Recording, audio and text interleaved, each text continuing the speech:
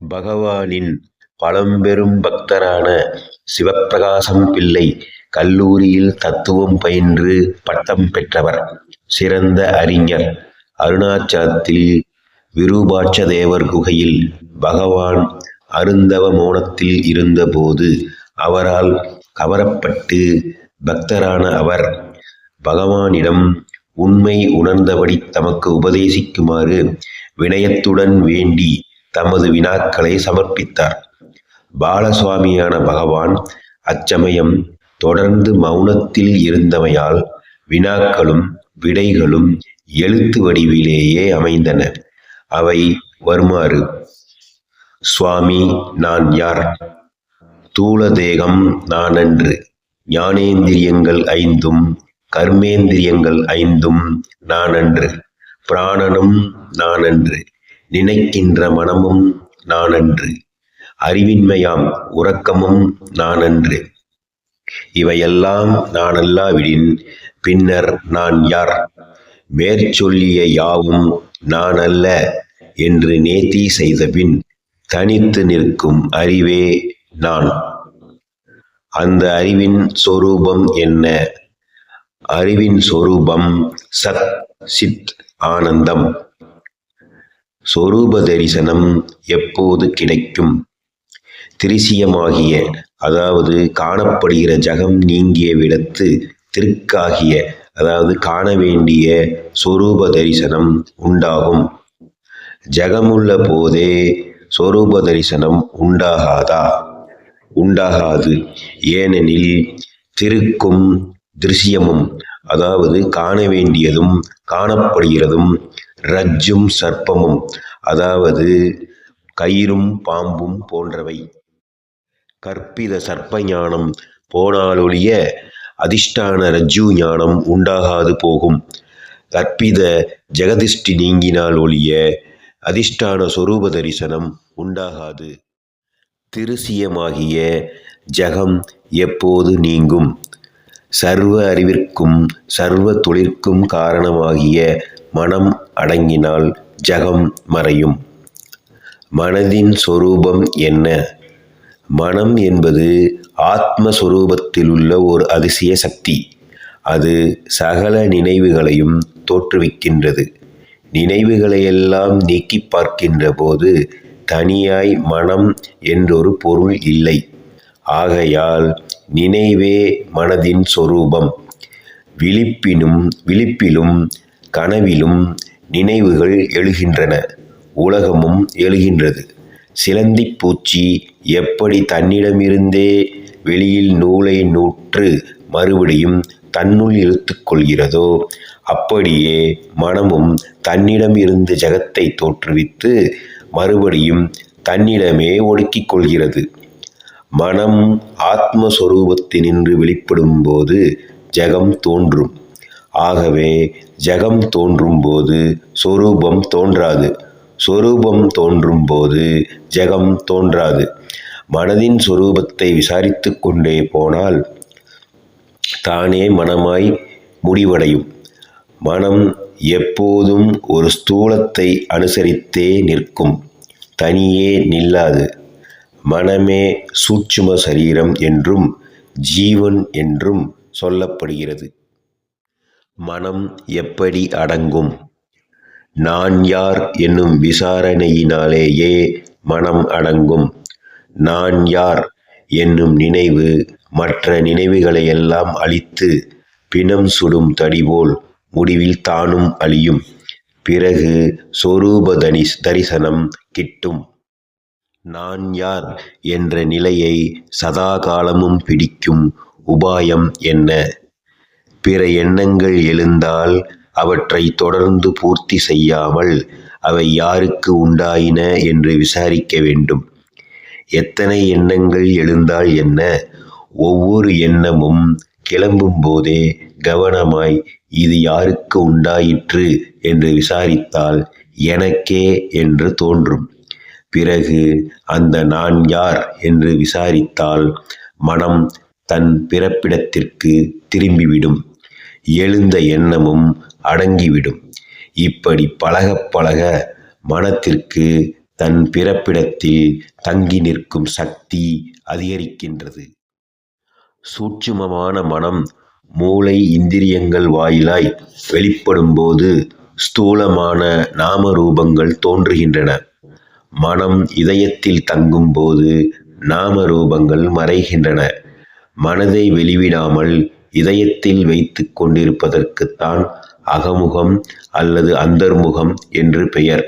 இதயத்திலிருந்து வெளிவிடுவதற்குத்தான் பகிர்முகம் என்று பெயர்.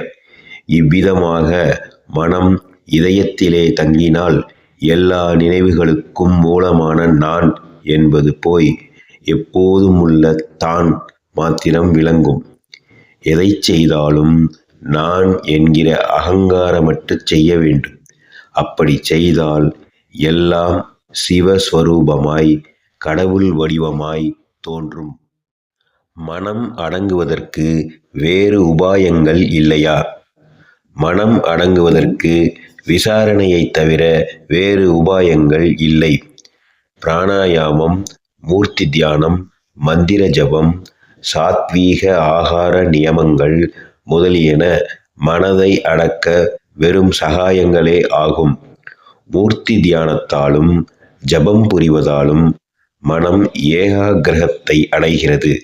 சதா சலித்து கொண்டிருக்கும் யானையின் துதிக்கையில் ஓர் சங்கிலியை கொடுத்தால் அந்த யானை எப்படி வேறொன்றையும் பற்றாமல் அதையே பற்றி செல்லுமோ, அப்படியே சதா சலித்து கொண்டிருக்கும் மனமும் அதனை ஏதோ ஒரு நாமம் அல்லது ரூபத்தில் பழக்கினால் அதையே பற்றி கொண்டிருக்கும்.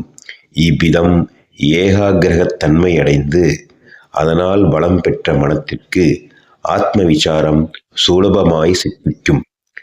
இவ்வாறே மிதமாய் அருந்தும் சாத்வீக உணவு நியமத்திலும் மனத்தில் சத்வகுணம் விருத்தியாகி ஆன்ம விசாரத்திற்கு அனுகூலமாகிறது. விஷய வாசனைகள் அளவற்றனவாய் கடலின் அலைபோலத் தோன்றுகின்றனவே, அவையெல்லாம் எப்போது நீங்கும்?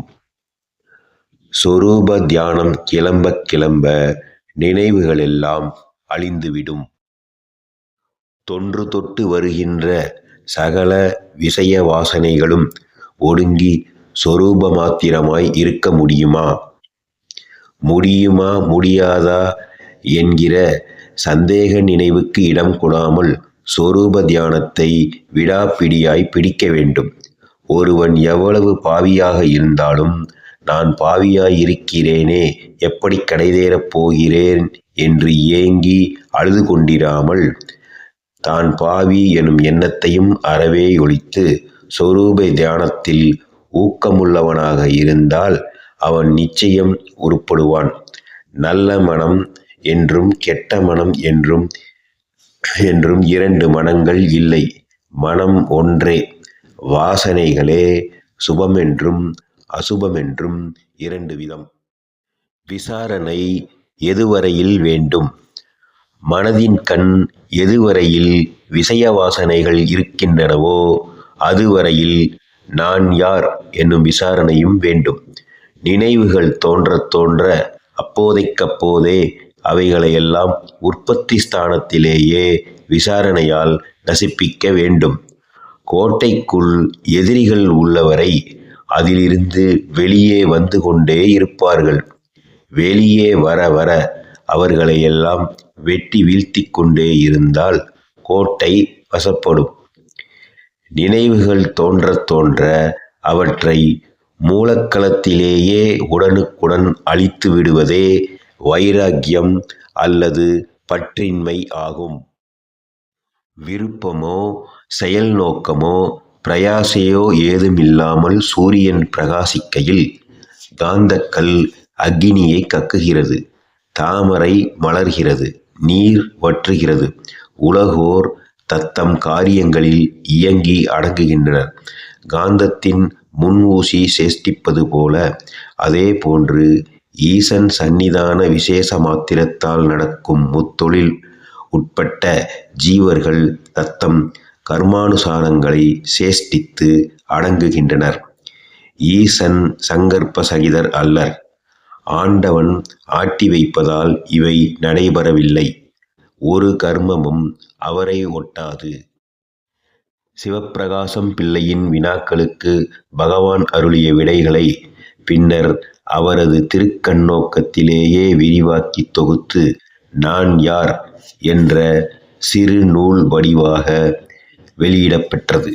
இந்நூலே பலரும் அறிந்து போற்றிய உரைநடை உபதேசமாக விளங்குகிறது. இந்நூலின் முக்கிய உபதேசக் கருத்து யாதெனில், சகல ஜீவர்களும் துக்கமென்பதின்றி எப்போதும் சுகமாயிருக்க விரும்புவதாலும், யாவர்க்கும் தன்னிடத்திலேயே பரமப்பிரியம் இருப்பதாலும், பிரியத்திற்கு சுகமே காரணமாதலாலும், மனமற்ற நித்திரையில் தினம் அனுபவிக்கும் தன் சுபாவமான அச்சுகத்தை அடைய தன்னைத் தானறிதல் வேண்டும். அதற்கு நான் யார் என்னும் ஞான விசாரமே முக்கிய சாதனம் என்பதேயாகும். பகவான் அருளிய இவ்வுபதேசங்களை படித்து சிந்தித்து நம்முள் மூழ்கவிட்டால் அவை சத்தியமாக உண்மையை தேடுவதில் நமக்கு நல்வழி காட்டும். நன்றி.